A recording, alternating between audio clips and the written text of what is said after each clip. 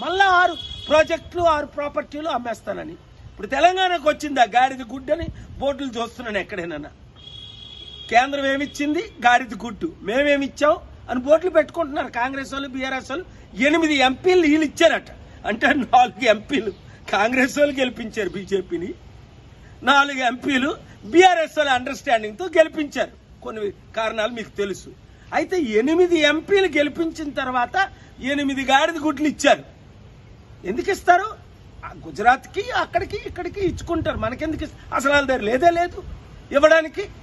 వడ్డీ కట్టలేని పరిస్థితి. దేశ అప్పులు మీకు తెలుసా? ఆంధ్రప్రదేశ్ 13 లక్షల కోట్లు అయితే, తెలంగాణ 7 లక్షల కోట్లు అయితే, దేశ అప్పు ఎంత? 2,40,000 కోట్ల కంటే ఎక్కువ. అంటే వడ్డీ ఎంత నెలకి?